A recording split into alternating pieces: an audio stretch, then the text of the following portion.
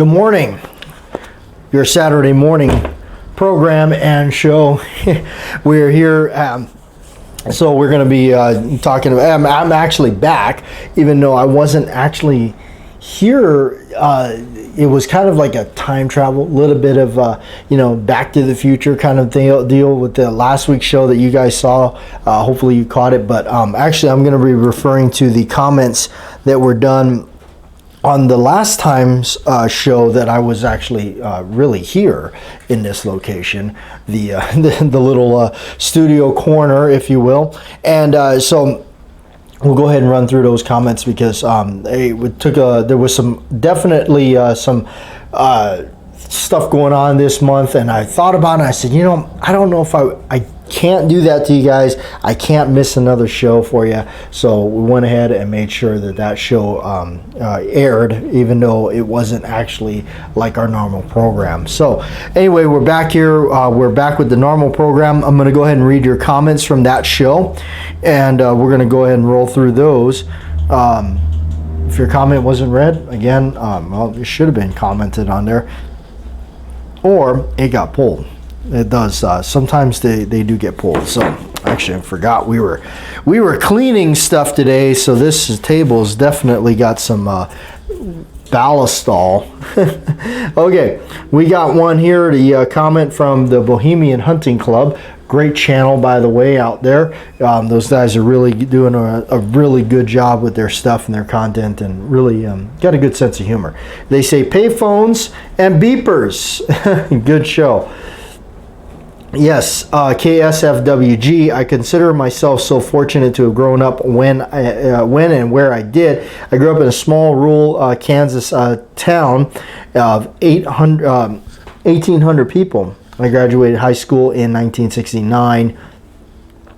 We had the coolest cars, coolest music, and drove to school in a beat-up farm pickups full of gun racks and in the rear window.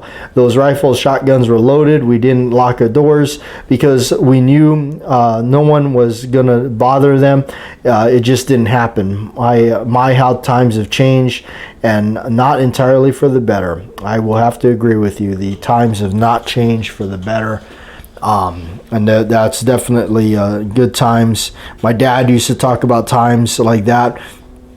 So, all right. Lion Quest Fitness. At 11 minutes, I'm still eyeballing that python on the wall. Oh, well, for Greg, Lion Quest Fitness, we did bring the python back out.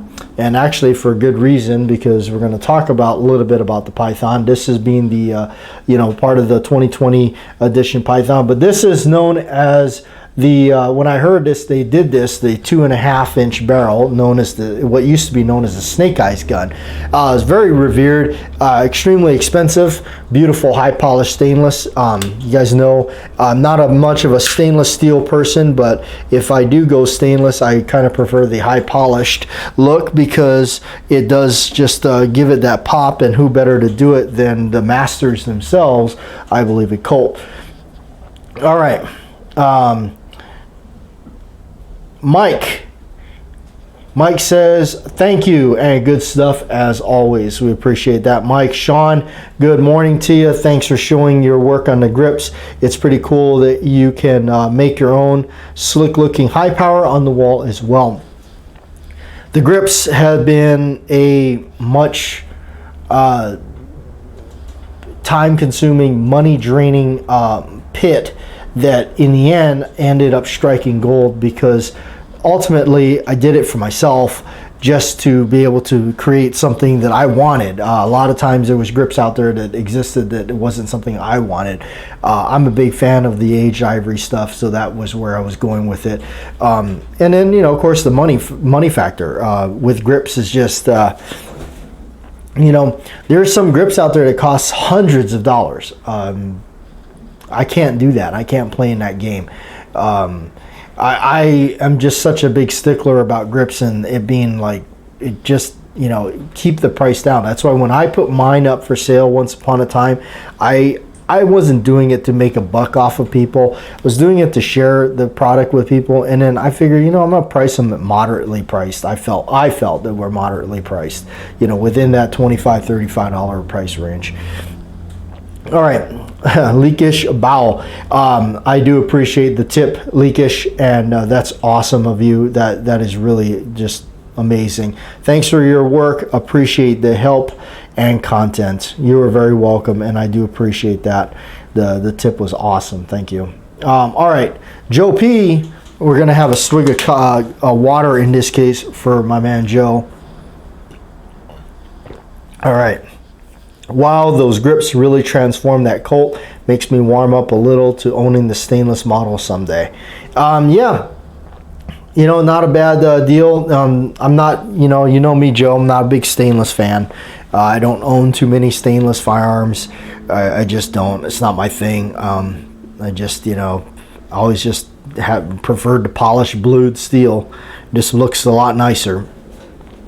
All right, Slim Fire, morning, and I hope you're having a great day. First thing I do on a Saturday morning is get my coffee and tune in to Collectors Radio Show. Truly enjoy your channel and interesting end of the videos. Thanks, Slim. Yeah, I figured those of you that actually did stay till the end of the video would, I wanted to throw in a little something extra for you. Those that actually do stay to the end of the program. That was kind of one thing I did. I might sneak something like that in from time to time. It's kind of like, hey, you stuck around that long at the end of this program. Here's something random. All right, Crazy Scotsman. Word has it he's still crazy. No, he's a good guy. Very, very, very good and talented person out there, the Crazy Scotsman is. Today's generation has no idea of the life. They've been groomed to be compliant sheep. Work ethic is a few and far between anymore, as you stated. 20 plus years with a company isn't seen too often. I, just like you, have been blessed with the great folks like Ernie, who have taught me all kinds of tips and tricks of the trade. Keep up the great work, brother. 36 minutes and 31 seconds, well worth never getting back. That's right. Yes. Many of us that are like obviously Crazy Scotsman there share that relation in that of getting in the business and knowing people like my friend Ernie that I sadly lost last year. So Squib 1911, thanks for talking about how and why you do what you do for corrosion protection. I have had a habit of applying more oil to a firearm than others would use from having weapons in salt water environment in the past. You can always wipe off excess oil. You can't wipe off rust. What a great quote that is. I'm going to give you a thumbs up on that one because that is fantastic. I like that. I'm going to have to borrow that saying from you. You can wipe off oil, but you can't wipe off rust, which is a great thing because, yes, when I lived on the island, that was a very true thing. Stuff would just rust. I got into a habit of literally, yes, dousing my stuff in oil and storing it. Be it in a sock. I found that all the old socks, I mean, obviously wash them and then use them. I would put the whole gun in the sock smothered in oil. Like, I literally, short of dipping the thing in oil to store it that way, because on the island, everything is a rust bucket. And, when you got prized possessions of yours, the last thing you want to do is pull it out of the gun case, which has happened to me, sadly, and it's covered in rust, and some of that rust has led to pitting. All right. Jeffrey Richardson, high-end wire cutters have holes to thread in screws and cut them. Just thought. I do appreciate that. That is awesome. I read that. I'm going to look into those. I'm going to check that out. It's funny as you mentioned that. I do recall seeing wire cutters now with the holes in them, and I guess, I always thought it was like for stripping wire and stuff, but I will check that out. I will look for that. Thank you. I appreciate that. That's a great tip. And that's what it's all about here at the Collectors Radio. We share stuff with each other, share information, tips, things that maybe, hey, don't do this. It's a mistake. I did it and I screwed up. Or, hey, check this out. I use this product. Works pretty good so far, and that's what we want to do, is share that out here. Renaissance wax, is thanks to one of you guys that talked about that. Ended up getting a can of it. Works pretty good, So, and that's what it is. It's not about like keeping and guarding things secret. I'm not going to tell anybody or anything like that. Or, hey, we're gonna pay you a whole bunch of money to say this product is great. We're not about that here. We're a small channel. We're a small entity. We're not looking to get, big and boom and forget about all kinds of people as we get there or anything like that. That's not what we're about. We're just about this small little niche of people that enjoy this crazy thing that I've been doing for years and didn't ever think anybody would watch this Saturday show. So I do appreciate that. Squiblift also said it's extremely rare these days to stay with a company 20, 30, 40 years and retire with a pension. I think it's a shame. I just missed it myself. Yeah, it is a shame that that's not something that exists no more. In fact, I've read some crazy things about work ethics that has been going on lately. It's just absolutely crazy. Randall, what about the old Ruger P series, like the P89 or P90? Never had one, never shot one. Seen them in shops.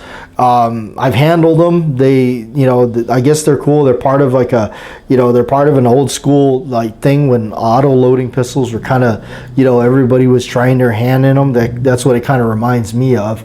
Where everything was looking like it was like a mesh of a Beretta 92 FS, a 1911, and like a Browning high power. So very interesting stuff. But yeah, no, I never had one. I will be straight up and honest with you. I've never really been a Ruger fan. I'll say it. I've never really been a Ruger fan. I like the Ruger Mark II. That's what I own. I own a Ruger Mark II 22 pistol. It's an old school standard pistol. Just love it. That's it. And that's the only Ruger I own. I know. Some of the Ruger people are going, oh my God, I can't believe you just said that. All right. TH Hog. I'm sorry if I'm mispronouncing that. That's just what they say on these things. They put up little codes now, I guess, or they've done something with the name. Thanks for continuing the Collectors Radio Show. I look forward to it every weekend with my morning coffee. So like you, Springfield 1911s. Assuming you like those as well. I do too. Again, I'm sorry about the name. I don't know. They've done something with the profile names, and it's kind of strange, and I don't know what it's all about. So I've got a question for you. Do you have any thoughts on the Ronin EMP model? I am in the market for a 4-inch 9mm version of it. Would love to hear your thoughts on it. You have on it. With that, I did look into those. I saw that when they first came out. I'm a big fan of the Ronin series. I think the Ronin, for the money, is a really well-built 1911. And I'm a big fan of Springfield Armory stuff because of the quality and the levels of stuff you can get from them and the levels of customization that you can do with them. The Springfield Ronin EMP. I didn't get one because of this fact. It's its own proprietary magazine. That was a killer for me. Once I found out it was its own proprietary magazine, the magazine, I believe, is thinner.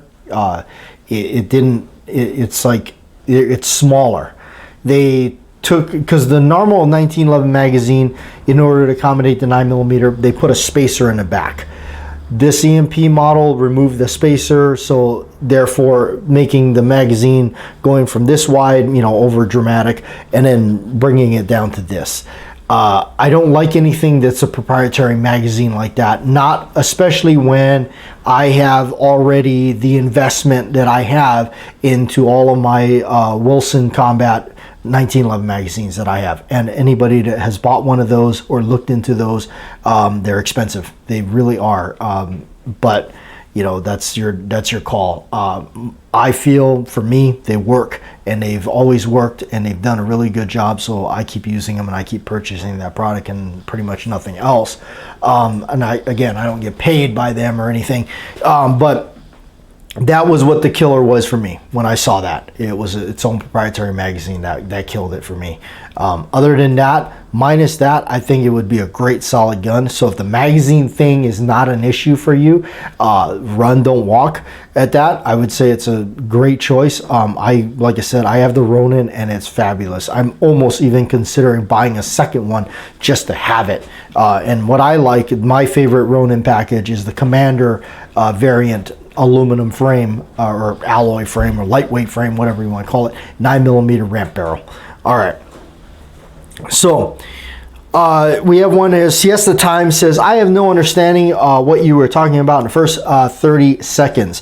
What you were referring to is my quote from our long lost brother from YouTube, Mr. Holster.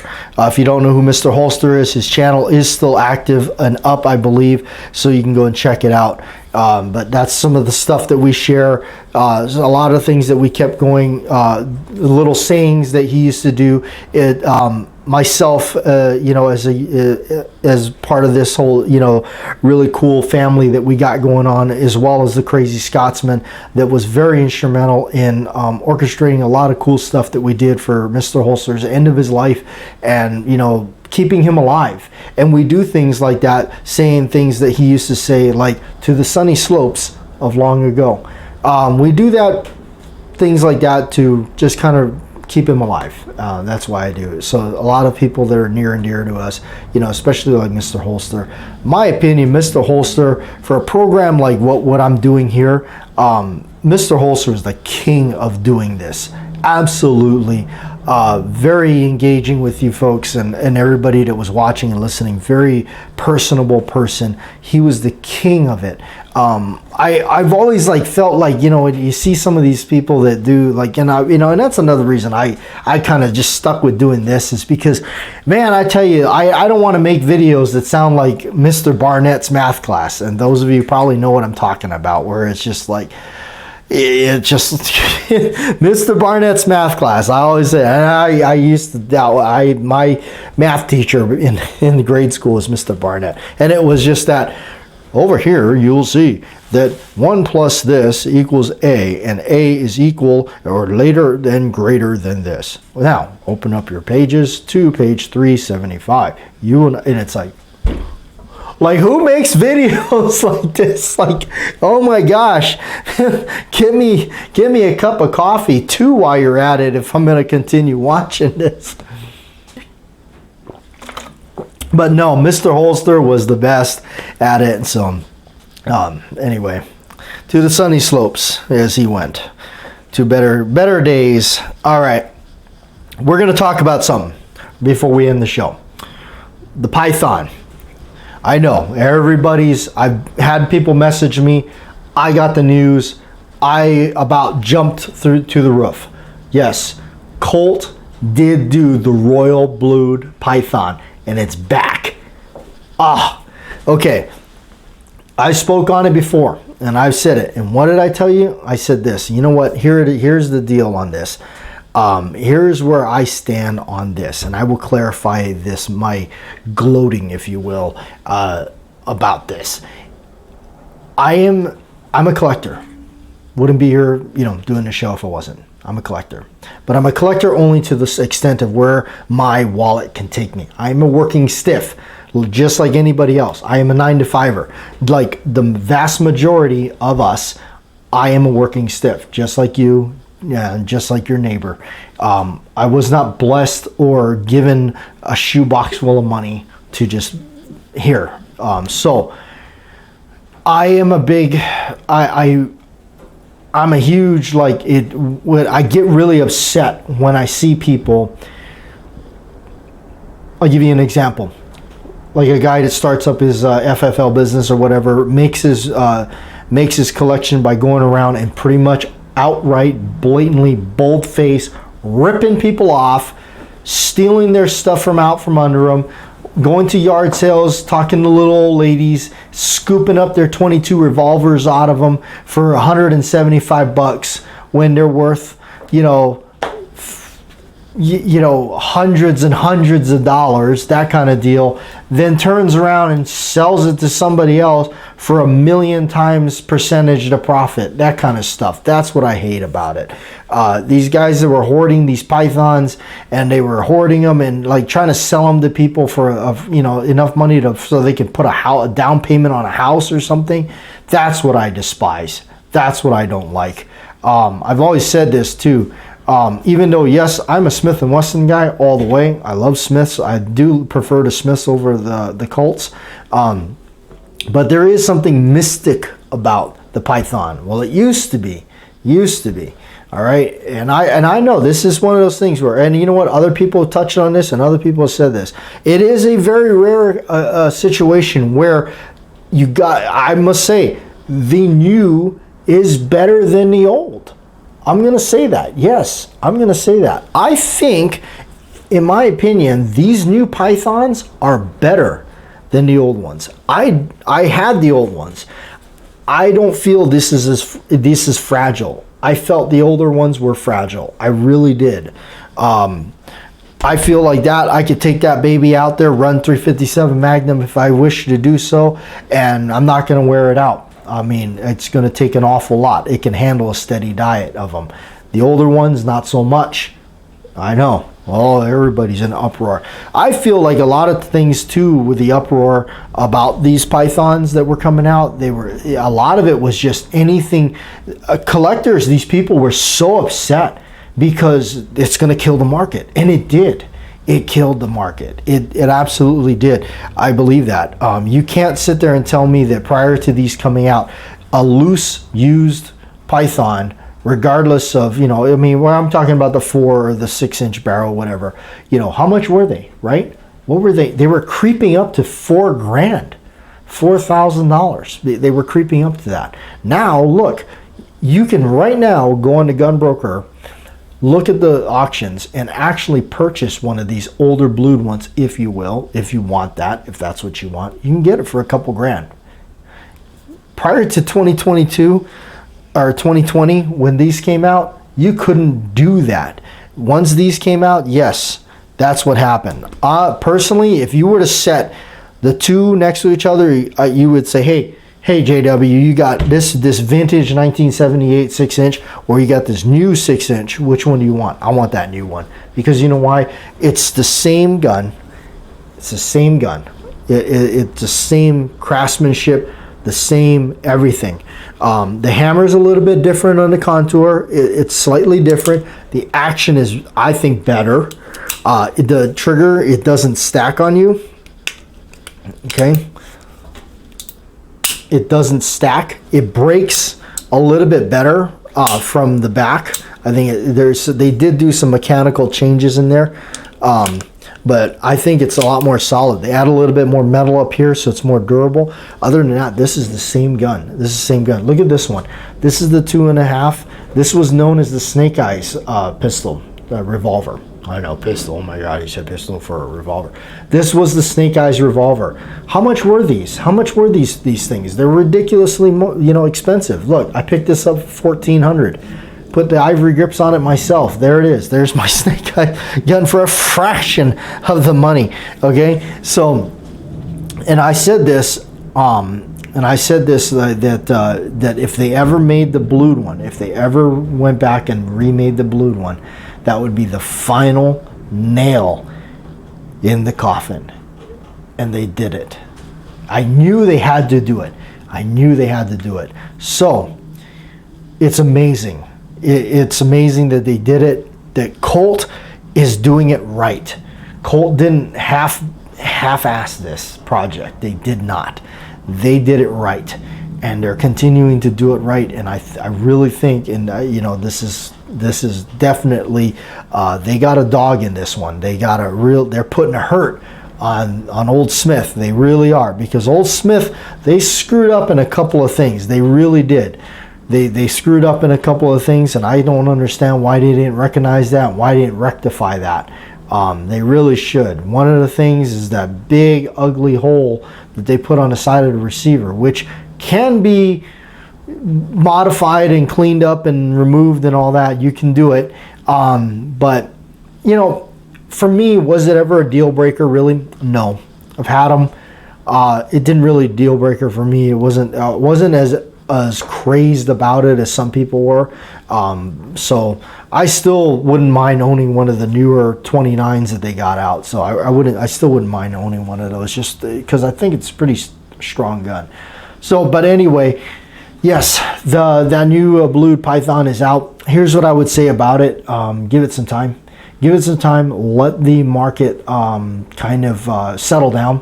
Let it permeate. Let it become ubiquitous to where you can see it. Because I'm telling you right now, look, you can go into just about any a decently stocked gun shop now and find a stainless Python, right? You can do it. So that'll become the blued one. That will become the blued one. Just given some time, it will become that. And it's really cool because look, think about it. We're getting to see the Python now, right now.